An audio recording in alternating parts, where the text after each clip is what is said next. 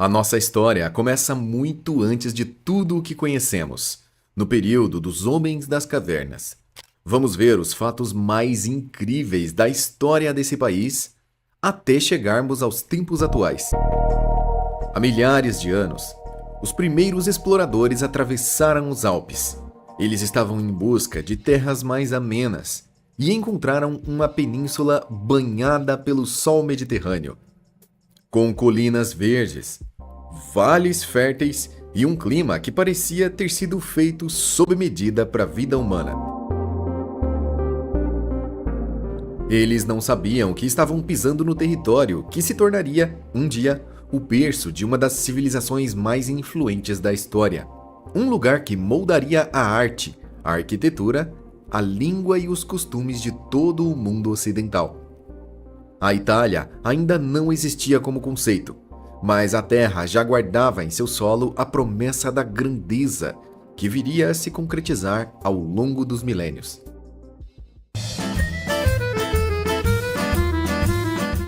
Os primeiros seres humanos chegaram à Península Itálica há cerca de 450 mil anos. Eles deixaram para trás ferramentas de pedra lascada e vestígios de suas vidas nas cavernas do norte. Esses ancestrais distantes ocuparam grutas e abrigos rochosos, caçando ursos, cervos e mamutes nas florestas densas que cobriam toda a região. Eles sobreviveram à era glacial, que transformou o continente europeu em uma paisagem congelada. Por volta de 40 mil anos atrás, um novo grupo de humanos entrou pela costa Adriática, vindo dos Balcãs, trazendo consigo ferramentas mais sofisticadas e técnicas aprimoradas de sobrevivência. Esses povos coexistiam por milhares de anos, competindo pelos mesmos recursos naturais, mas também trocando conhecimento e, ocasionalmente, cruzando geneticamente, como revelam estudos modernos de DNA. Aos poucos, esses habitantes primitivos começaram a transformar a península, adaptando-se ao ambiente e desenvolvendo as primeiras formas de organização social que dariam origem às culturas posteriores.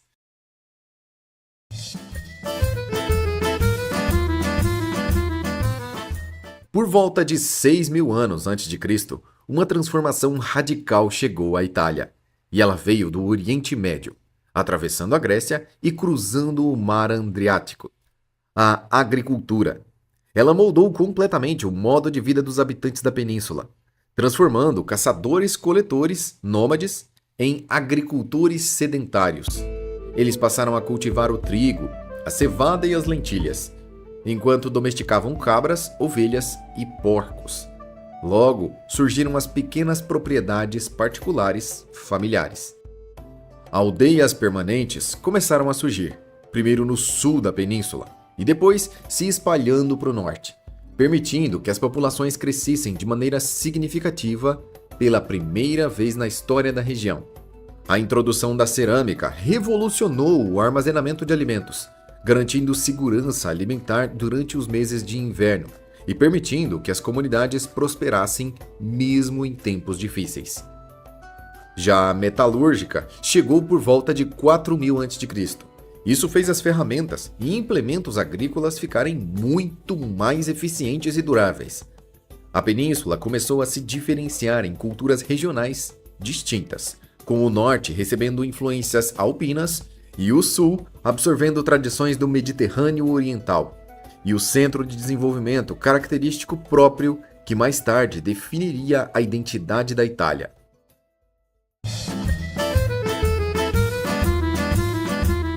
Por volta de 800 a.C., navegadores gregos começaram a fundar colônias no sul da Itália e na Sicília, estabelecendo uma rede de cidades prósperas, que chamavam de Magna Grécia, ou Grande Grécia. Cumas, Síbaris e Taranto, além de dezenas de outras cidades, foram criadas na região.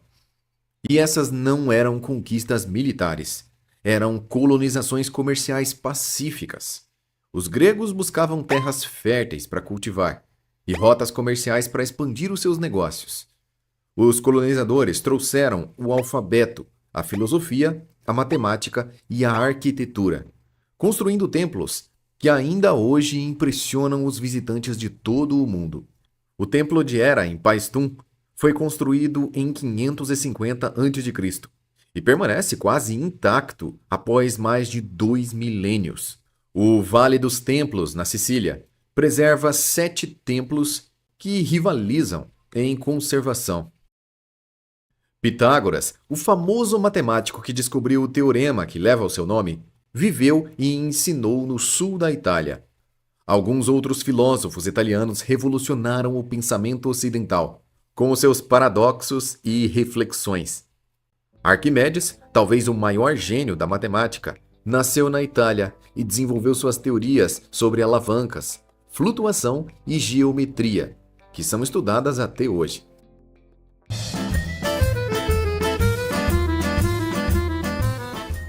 Enquanto os gregos dominavam o sul, outro povo controlava o centro da península. Os etruscos permanecem como povos misteriosos, com origens ainda debatidas até hoje. Heródoto, o pai da história, afirmava que os etruscos vieram da Lídia, fugindo de uma grande fome em sua terra natal. Mas análises genéticas modernas sugerem uma origem mais local, orientando que talvez chegaram através do comércio ou migrações. O que sabemos com certeza é que eles falavam uma língua completamente diferente. Eles escreviam da direita para a esquerda em um alfabeto próprio e deixaram milhares de inscrições para os estudiosos decifrarem. Os etruscos eram urbanizados e sofisticados, construindo cidades planejadas com ruas organizadas, sistemas de drenagem e arquitetura monumental. Tarquínia, Veio, Cerveteri, Vulci e Populonia formavam, junto com outras 7 cidades, uma liga de 12 centros urbanos principais que dominavam o comércio e a política da região central italiana. As tumbas deixaram bastante história para contar. Pinturas coloridas nas paredes das câmaras funerárias mostram cenas de banquetes alegres, dançarinas animadas e jogos atléticos, sugerindo um povo que celebrava a existência com entusiasmo e alegria. Sarcófagos elaborados apresentam estruturas realistas, muitas vezes retratando casais reclinados, como se compartilhassem uma refeição eterna juntos.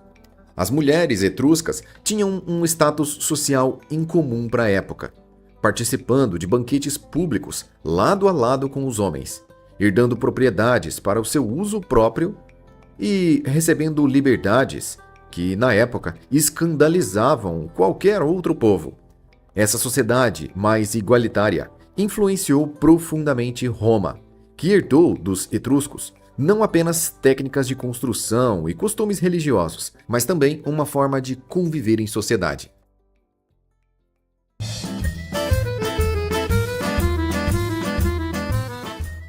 Segundo a lenda, Roma foi fundada em 753 a.C. por Rômulo, que traçou os limites sagrados da cidade no topo do Monte Palatino, após uma disputa fatal com seu irmão gêmeo Remo.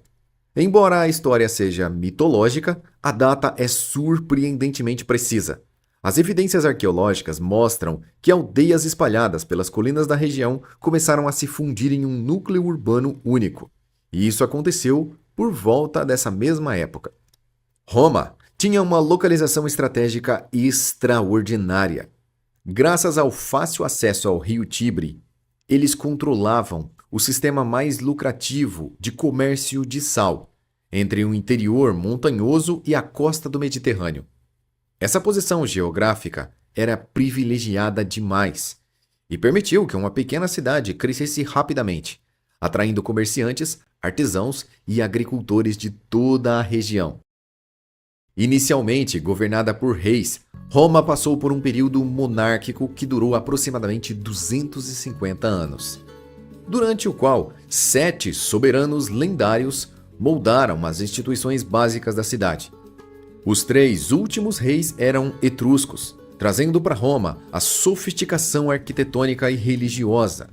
Tarquínio Prisco, o 5º rei, iniciou o grandioso Templo de Júpiter, no Monte Capitólio, que em breve se tornaria o centro religioso da cidade.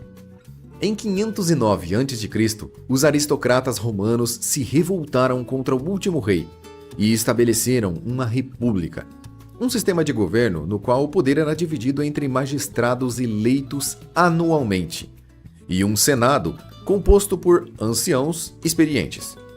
Esse experimento político duraria 5 séculos e criaria as bases para as democracias modernas que surgiram centenas de anos depois. Somente em setembro de 301 d.C. seria fundada a Sereníssima República de San Marino, a primeira república oficial do mundo, também na Península Itálica. Roma não se contentou em ser apenas mais uma cidade-estado entre tantas outras. Ela desenvolveu um método revolucionário de expansão, que nenhuma outra civilização antiga havia experimentado antes. Em vez de simplesmente conquistar e escravizar os derrotados, os romanos ofereciam cidadania aos povos vencidos, os incorporando ao seu próprio sistema. E assim surgiram diferentes níveis de cidadania, desde a cidadania plena, com direito a voto, até a cidadania parcial, sem participação política. Mas todos eventualmente podiam ascender à hierarquia social romana. Esse sistema criava uma lealdade duradoura, porque os ex-inimigos passavam a lutar por Roma, sabendo que seus filhos poderiam ser cidadãos completos e protegidos. As famílias ganhavam um estado forte para pertencer. Além disso, Roma, para facilitar ainda mais, decidiu construir estradas que conectavam as cidades conquistadas até a capital, permitindo todo o controle e um rápido comércio. Isso beneficiava todos os participantes do sistema. A Via Ápia, construída em 312 a.C., ligava Roma a Capua. Foi a primeira de uma rede de estradas que eventualmente cobriria todo o mundo romano e cujos traçados ainda são seguidos por rodovias modernas. Esse sistema foi usado por 250 anos. Roma conquistou toda a Península Italiana, derrotando todos os tipos de povos que existiam pelo caminho e os absorvendo para sua própria cultura. Pela primeira vez na história, a Itália estava unificada, um único governo, e estava se preparando para olhar além mar e buscar novos horizontes. Nero governou Roma entre 54 a 68 d.C. No início, seu governo até teve bons momentos, mas com o tempo ele se tornou um líder cada vez mais problemático. Nero adorava a arte, a música e o teatro, o que não era bem visto para um imperador romano. Ele chegava a se apresentar em palcos públicos, cantando e tocando lira. Em 64 d.C., um grande incêndio destruiu boa parte de Roma. Nero provavelmente nem estava na cidade quando o fogo começou. Ele se encontrava a mais ou menos 50 quilômetros dali. A famosa história de que ele tocava lira enquanto a cidade queimava é considerada falsa. Na verdade, ao saber do incêndio, Nero voltou às pressas e organizou abrigos e distribuição de comida para os desabrigados. Então por que ele tem uma fama tão ruim? É exatamente o que veio depois. Nero acusou os cristãos de terem causado o incêndio e ordenou uma perseguição violenta. Além disso, aproveitou a destruição para construir um palácio gigantesco, a Casa Dourada Domus Aurea. Esse palácio ocupa uma área enorme no coração da cidade, com jardins, um lago artificial e até uma estátua de bronze de 30 metros dele mesmo. O povo romano ficou revoltado.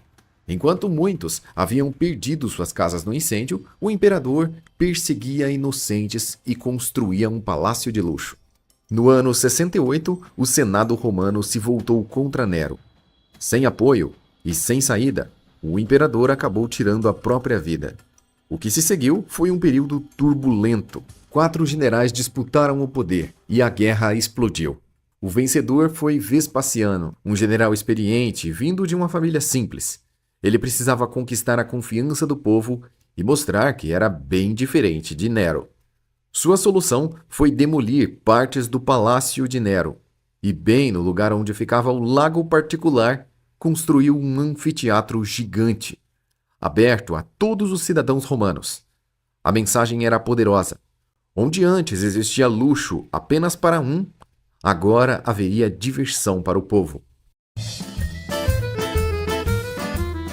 A construção começou por volta dos anos 70 e 72. Vespasiano morreu em 79, sem ver a sua obra concluída. Seu filho, Tito, inaugurou o anfiteatro em 80, com 100 dias de jogos que incluíam combates, gladiadores e batalhas navais simuladas. Será que você realmente sabe o que acontecia dentro do Coliseu? O Coliseu era o maior centro de entretenimento da Roma Antiga. A entrada era totalmente gratuita. O governo pagava tudo como forma de manter o povo satisfeito. Os espectadores recebiam fichas de cerimônia que indicavam seus assentos. Eles eram organizados por classe social. Quanto mais rico e importante, mais próximo da arena. O anfiteatro tinha a capacidade para 50 mil pessoas, e ele lotava com frequência. Eventos importantes atraíam romanos de todas as classes, e filas se formavam desde a madrugada. Os espectadores podiam levar comida ou comprar de vendedores ambulantes que circulavam pelas arquibancadas. Frutas, pães, nozes e vinhos. Era um dia inteiro de espetáculo. Então as pessoas se preparavam para passar horas ali. A maioria dos gladiadores era formada por escravos, prisioneiros de guerra ou criminosos condenados. Porém, haviam também homens livres que entravam voluntariamente em busca de fama, dinheiro e glória. Alguns gladiadores se tornavam verdadeiras celebridades em Roma. Os espectadores não podiam descer e participar. A arena era separada do público por muros altos e redes de proteção. Apenas lutadores autorizados poderiam pisar ali. Os gladiadores vitoriosos ganhavam dinheiro, prêmios e adoração do público. Os melhores acumulavam verdadeiras fortunas. Escravos que venciam muitos combates poderiam receber rudes, uma espada de madeira que simbolizava a liberdade, e a partir dali estaria livre. Os espetáculos do dia eram: pela manhã, aconteciam caçadas com animais exóticos. Ao meio-dia, punições públicas de criminosos. À tarde, vinha o momento mais esperado, o combate dos gladiadores. O Coliseu funcionou por cerca de 400 anos, sendo um símbolo do poder romano. Nenhum monumento representa melhor a grandeza de Roma como o Coliseu. A estrutura é uma obra-prima da engenharia, que ainda hoje impressiona arquitetos e engenheiros modernos. Sua forma elíptica mede 189 metros de comprimento por 156 metros de largura, com uma altura de quase 50 metros distribuídos em 4 andares de arcos sobrepostos. Hoje, mesmo parcialmente em ruínas, depois de terremotos, saques e abandono, o Coliseu permanece como um monumento mais visitado da Itália, recebendo mais de 7 milhões de visitantes por ano. O império estabelecido por Augusto, o primeiro imperador, trouxe ao mundo mediterrâneo um período de paz e prosperidade, que durou aproximadamente 2 séculos. Durante a Pax Romana, estradas seguras permitiam que comerciantes viajassem do norte da Britânia até as areias do Egito, carregando mercadorias de todo o mundo, enquanto uma moeda única facilitava as transações de Gibraltar até Eufrates. Várias cidades nasceram por todo o império. Foram construídas segundo planos urbanísticos que incluíam fóruns para o comércio e política. No caminho, haviam basílicas para a administração da justiça e também templos religiosos. O sistema de água era inteligente, feitos por aquedutos que traziam água desde montanhas distantes até cada uma das residências, enquanto um sistema de esgoto primitivo mantinha as ruas relativamente limpas. A cultura greco-romana se espalhou pelos continentes e levou a língua latina, que evoluiria para o italiano, o francês, o espanhol e o português. O sistema de justiça romano serviu como a base para o sistema de justiça que existe no mundo atual. São base para os sistemas legais de dezenas de países. Além da arquitetura romana que influenciou construtores por 2 milênios, desde catedrais até edifícios governamentais como o Washington, D.C. Entre 96 e 186 d.C., aconteceu um período que se chama o período dos Cinco Bons Imperadores, e marcou o ponto de poder absoluto do poder romano. Com Trajano, o império atingiu a sua máxima extensão territorial e se estendeu da Britânia chuvosa à Mesopotâmia ensolarada, abrangendo aproximadamente 70 milhões de habitantes, de etnias e línguas totalmente diferentes.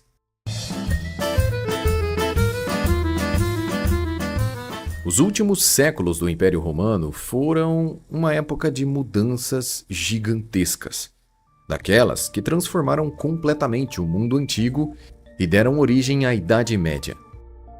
O cristianismo começou como um pequeno grupo lá na Judéia e foi se espalhando aos poucos por todo o império.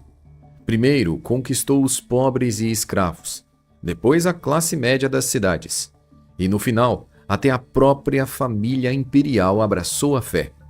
Aí entra Constantino, que governou de 306 a 337 d.C. Ele foi o primeiro imperador a abraçar oficialmente essa nova religião.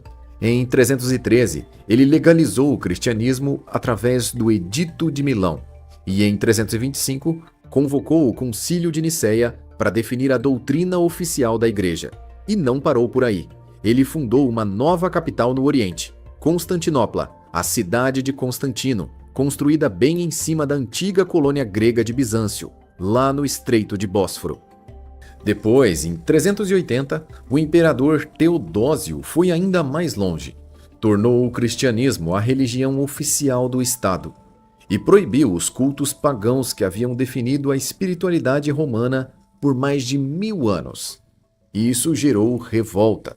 A arte, a arquitetura e os valores sociais eram moldados nas crenças religiosas. O problema começou quando o cristianismo se tornou obrigatório. Isso moldou o terreno para a antiga civilização medieval, que estava surgindo nas cinzas de um mundo antigo. Enquanto isso, o Império Romano do Ocidente ia se fragmentando aos poucos. Os povos germânicos cruzaram a fronteira em busca de terra e segurança, fugindo dos invasores que estavam na sua terra. Em 410, aconteceu o impensável. Um grupo germânico chamado de Visigodos, e liderados pelo influente Alarico, saquearam Roma. Foi um choque para todos. Em 476, temos o último imperador romano do Ocidente, um adolescente que se chamava Rômulo Augusto. Ele foi deposto pelo general germânico Odoacro. Foi o fim formal do império que havia dominado o mundo por 5 séculos. O apóstolo Paulo escreveu a Epístola aos Romanos, que era dedicada aos novos cristãos convertidos em Roma. Nessa mesma região, algumas décadas mais tarde, a Igreja de Roma se tornaria uma das mais importantes, uma das mais poderosas. Os bispos de Roma, se aproveitando do prestígio de serem líderes da comunidade cristã na capital do império, foram aos poucos reivindicando mais autoridade sobre as outras igrejas. No século II e III, esses bispos romanos começaram a se chamar de papas, que significam pais, e se autodeclararem com autoridade especial. Muitas outras igrejas não concordaram. Os cristãos de Constantinopla, Alexandria e Antioquia tinham outras tradições. Foi realmente com Constantino, no século IV, que as coisas mudaram de uma forma mais dramática. Quando o imperador legalizou o cristianismo e começou a construir grandes basílicas, a Igreja Romana ganhou um poder político e material. O cristianismo estava deixando de ser uma religião e se tornando um Estado. O termo católico, que significa universal, foi instituído, e a Igreja Católica Apostólica Romana foi instituída e organizada, com uma hierarquia rígida, o latim como língua oficial, alguns dogmas definidos e tradições e rituais religiosos específicos. Tudo isso sendo construído em Roma, ao longo de vários séculos. Os papas foram ocupando os espaços vazios que haviam nas cadeiras do poder que foram deixadas pelos antigos imperadores no Ocidente, transformando-se de líderes espirituais para governantes de territórios na Itália. Quando o Papa Júlio II decidiu demolir a velha basílica e construir a nova Basílica de São Pedro no século XVI, ele já estava afirmando o poder e a glória não do cristianismo, mas da Igreja Católica Romana, como a instituição consolidada e com poder político e real. O monumento era uma referência ao poder papal. Tudo isso financiado com a venda de indulgências. As indulgências eram documentos vendidos pela Igreja que reduziriam o tempo em que a pessoa passaria no purgatório. Ou seja, ela compraria um documento diretamente do Papa que reduziria a sua penalização no pós-morte. Ou seja, você paga uma quantia em dinheiro para a Igreja e em troca recebe crédito espiritual. Quanto maior era o pagamento, mais perdão a pessoa recebia. Agentes da Igreja Católica percorreram vilas e cidades, montaram barracas e fizeram propaganda. Pressionaram psicologicamente as pessoas pobres a darem todo o seu dinheiro em troca de indulgências. Senão, não conseguiriam salvar as suas almas. A salvação foi transformada em mercadoria. A Igreja também cobrava taxas por sacramentos. Vendia relíquias como pedaços da cruz, ossos de santos e outros. Cobrava dízimos obrigatórios. E os papas concediam favores políticos em troca de doações generosas a reis e nobres. A ideia de construir a igreja mais cara e grandiosa do mundo, vendendo a salvação, teria sido absolutamente incompreensível para os primeiros cristãos. E provavelmente chocante. Isso era o completo oposto do que Jesus pregava. Foi exatamente essa contradição que revoltou Martinho Lutero e o levou à Reforma Protestante em 1517. No fim, Roma não morreu de verdade. A língua, leis, religião e cultura sobreviveram dentro da Igreja Católica. A Idade das Trevas começou logo após a queda do Império Romano em 476 e se estendeu até por volta do século X. Foi uma época onde grande parte do conhecimento clássico da Grécia e Roma quase desapareceu. As cidades encolheram, o comércio entrou em colapso e a alfabetização despencou drasticamente. A Igreja Católica, que havia se tornado a instituição mais poderosa da Europa, exerceu o total controle sobre o conhecimento e a educação. Bibliotecas inteiras da antiguidade foram destruídas. Obras de filosofia grega, ciências, matemática e literatura, quase tudo foi considerado pagão. Qualquer coisa que iria contra a doutrina católica era caçada e destruída. Monges copiavam principalmente textos religiosos. A partir do século XII, a Igreja Católica criou a Inquisição, tribunais especiais para caçar e punir os hereges. Ou seja, qualquer pessoa que discordasse da doutrina oficial era acusado de heresia, preso e então queimado vivo em praça pública. A Inquisição, particularmente brutal, perseguiu judeus, muçulmanos e qualquer suspeito que não fosse católico o suficiente. Entre os séculos XV e XVII, aconteceu uma das páginas mais sombrias, a caça às bruxas. Dezenas de milhares de pessoas foram acusadas de bruxaria, queimadas e expostas. Muitas mulheres eram curandeiras, parteiras ou simplesmente fabricavam vidro. Muitas eram viúvas, idosas. Mulheres que viviam sozinhas. O Papa Inocêncio VII emitiu uma bula papal em 1484, reconhecendo oficialmente a existência das bruxas e autorizando a sua perseguição. 2 inquisidores alemães escreveram O Martelo das Feiticeiras, um manual detalhado sobre como identificar, interrogar e executar as bruxas. Cidades inteiras foram consumidas pela histeria. A Igreja Católica mantinha o povo na ignorância, e ministrando suas missas apenas em latim, uma língua que só o clero entendia. E assim o povo dependia totalmente dos padres para saber se Deus supostamente havia dito algo ou não. Alguns cientistas do mundo antigo que ousaram questionar a visão da igreja foram perseguidos e eliminados, como Giordano Bruno, que foi queimado vivo em 1600. O homem que descobriu que a Terra girava em torno do Sol foi forçado a se retratar. Galileu fez uma das maiores descobertas em 1633, mas isso custou caro demais.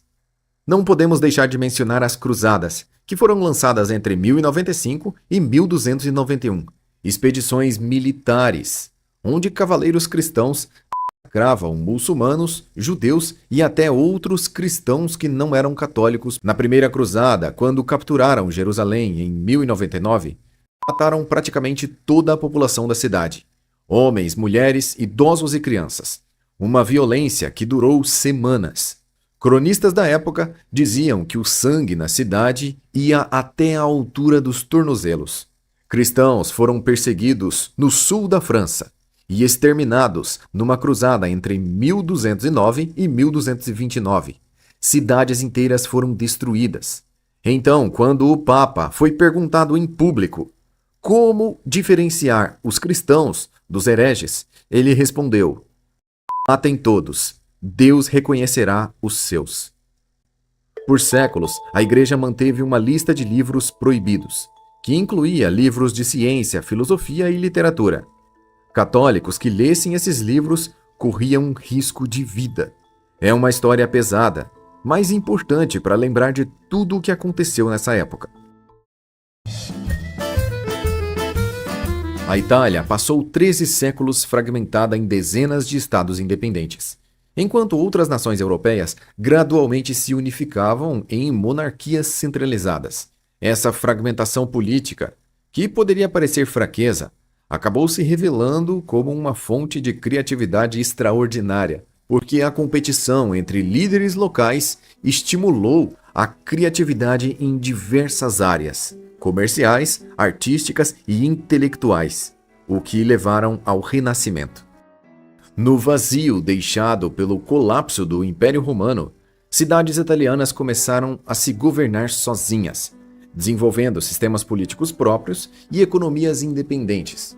Cidades como Veneza, Gênova, Pisa, Florença e Milão, e mais dezenas outras, funcionavam como pequenos países autônomos, mantendo seus próprios exércitos, suas próprias moedas e os seus próprios tratados diplomáticos.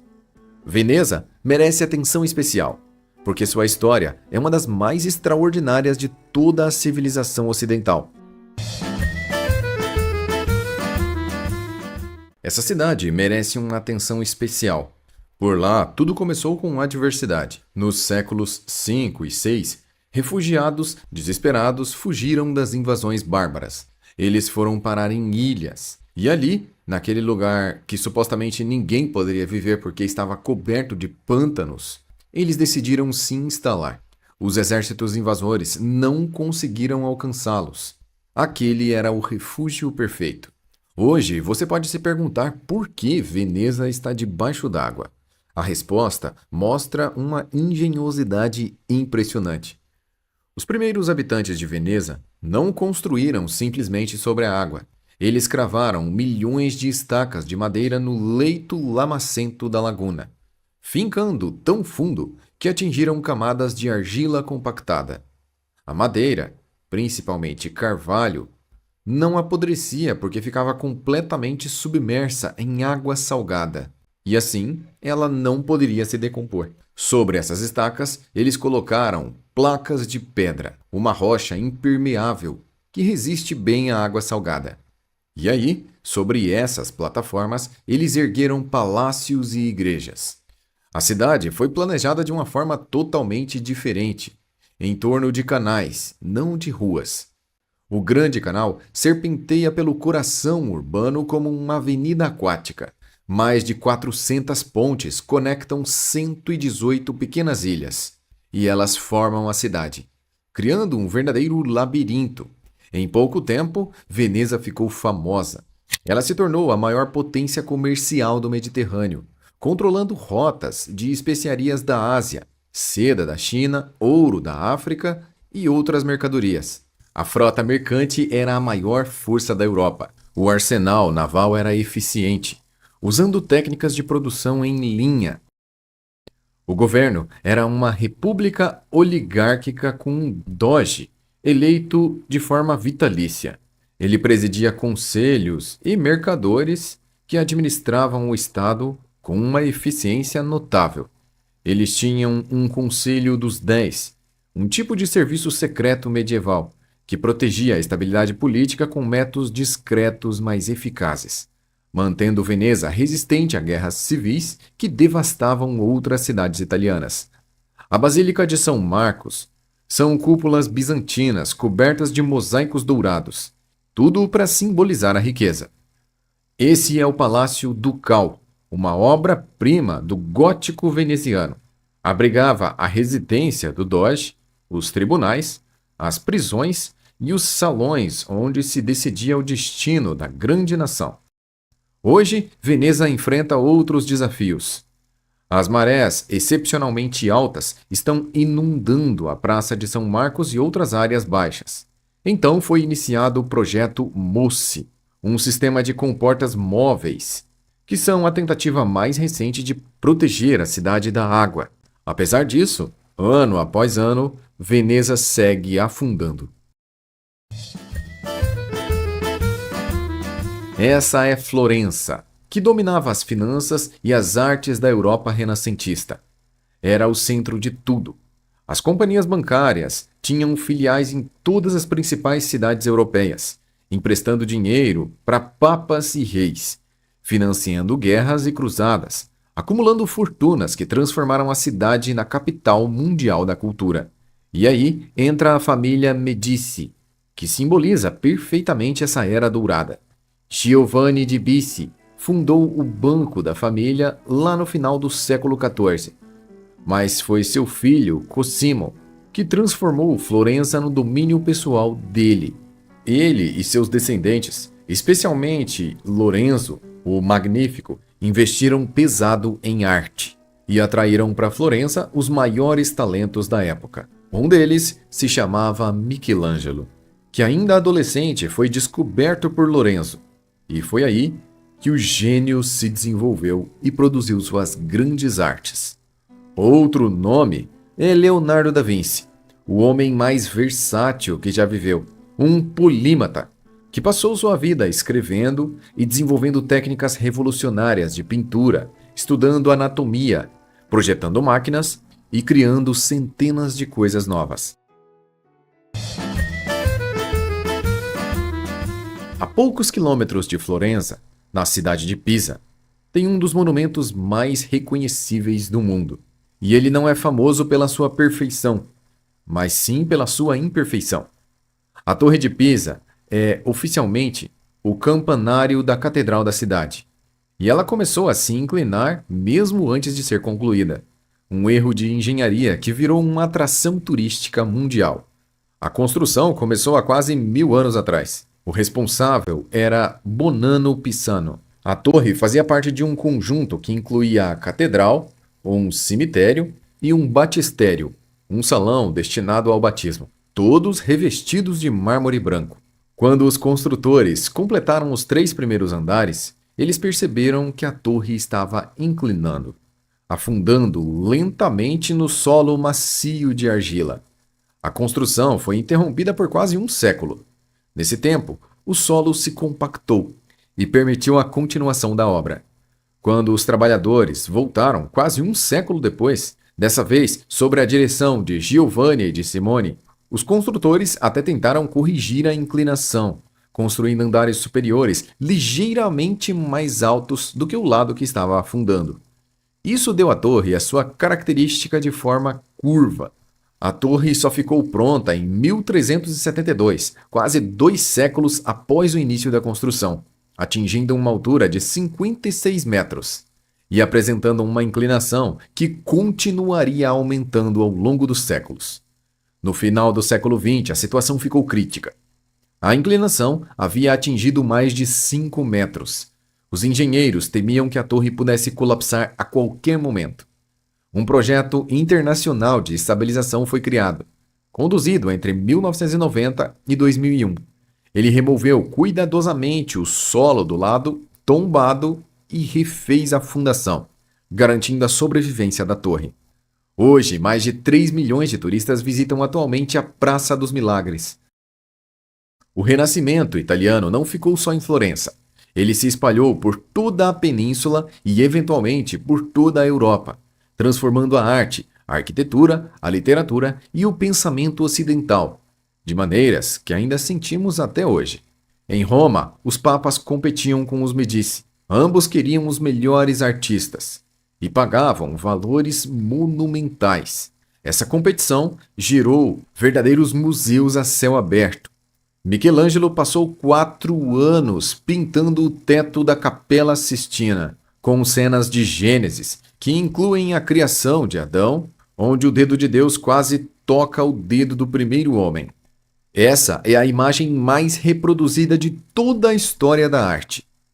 Décadas depois, o mesmo artista voltou para pintar o Juízo Final, na parede do altar, uma visão apocalíptica de corpos retorcidos subindo ao céu ou descendo para o inferno. Este é Rafael Sanzio, que decorou os aposentos papais com afrescos que definiram os padrões clássicos por séculos, incluindo a Escola de Atenas, onde filósofos gregos dialogaram em um cenário arquitetônico grandioso, que representa o ideal renascentista de harmonia entre sabedoria antiga e fé cristã. Bramante e depois Michelangelo projetaram a nova Basílica de São Pedro, a maior igreja da cristandade, cuja cúpula se tornaria um modelo para os capitólios e catedrais em todo o mundo. Em Veneza, Tiziano desenvolveu uma paleta de cores quentes que influenciou gerações de pintores, enquanto Tintoretto criou composições de luz e sombras que antecipavam o período barroco. A ópera nasceu em Florença, no final do século XVI, como uma tentativa de tentar recriar o drama grego antigo.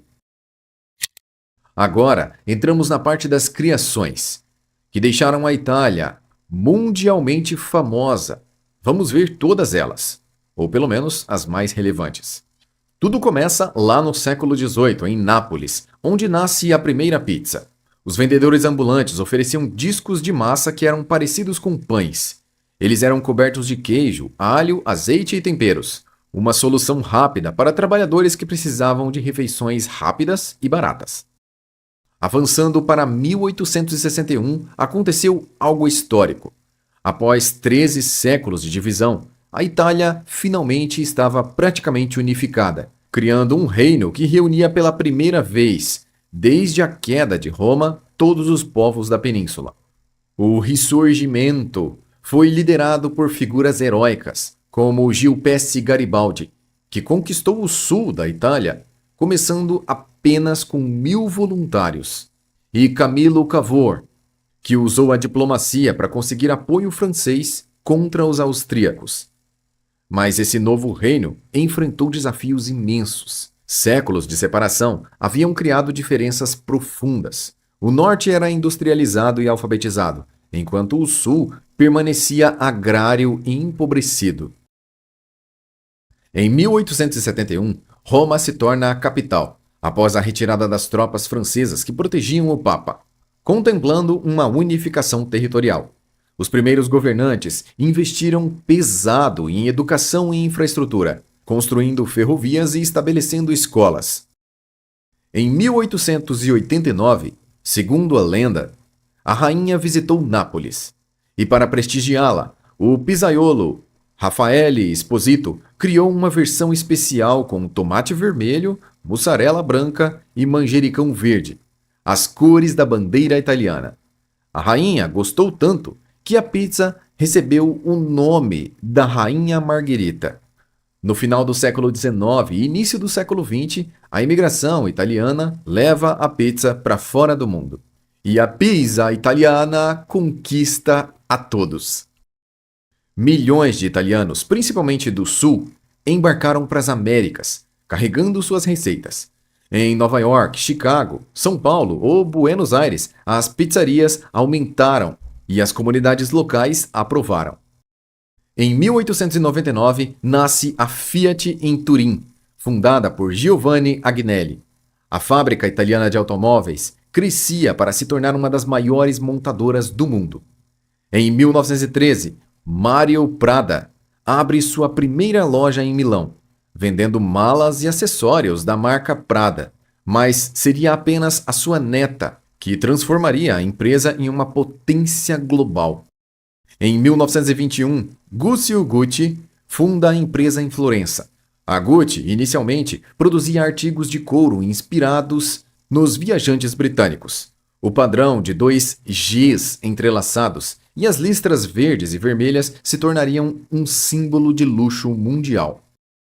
Após um período turbulento entre 1948 e 1963, a Itália viveu seu milagre econômico, transformando-se de uma nação agrária em uma potência industrial europeia. Fábricas surgiram no Triângulo Industrial entre Milão, Turim e Gênova, atraindo milhões do sul rural. Em 1946, nasce a Vespa, criado por Piaggio de Pontedera. O nome Vespa veio do formato que lembrava o inseto. O marketing de vendas dizia que agora as mulheres poderiam andar de saia e de moto ao mesmo tempo, algo totalmente revolucionário. Por volta de 1939, Enzo Ferrari cria a sua lendária marca. Em 1957, ficou pronto o primeiro Fiat 500, um carro pequeno e econômico, que foi um grande sucesso. Quase 4 milhões foram produzidos só para a Itália. Em 1964, nasce a rivalidade lendária entre Ferrari e Lamborghini. Ferruccio Lamborghini era fabricante de tratores e ele estava insatisfeito com as suas Ferraris. Depois de ser maltratado pelo próprio Enzo Ferrari, ele decidiu construir os seus próprios carros. E assim, a primeira Lamborghini 350 GT foi lançada. Nos anos 70, Giorgio Armani revoluciona a moda no mundo todo. Após a Segunda Guerra Mundial, a pizza explodiu mundialmente, ajudada pelo cinema, pelo turismo e pelas massas. Todo tipo de pizza se espalhou e todo tipo de pizza foi criado, alguns que fariam os italianos arrancar os cabelos da cabeça. Em 2007, a Fiat relançou o Fiat 500, muito parecido com o modelo original. Em 2017, a Unesco reconheceu a arte do pizzaiolo napolitano como patrimônio cultural da humanidade, um marco que celebra as técnicas artesanais no preparo de uma pizza, desde esticar a massa com as mãos e fazer o cozimento no forno de lenha, preservando a tradição que já é centenária. Hoje, as pizzas movimentam bilhões de dólares anuais. A Itália é a terceira maior economia da zona euro, a oitava do mundo em 2016. É líder em design, moda e automóveis de luxo. Mais de 60 milhões de turistas visitam o país anualmente. A gastronomia é reconhecida mundialmente, mas o país atual ainda enfrenta alguns desafios. A população está envelhecendo. A dívida pública está mais elevada do que o normal. Há grandes diferenças culturais e financeiras entre o povo do norte e do sul. A história da Itália é a pura arte criada no meio do caos. Se você veio até aqui e ainda não é inscrito, se inscreva no canal Econo Simples para acompanhar as histórias de todos os países e os nossos outros documentários. Se você já é inscrito, considere se tornar membro para receber conteúdos exclusivos e antecipados.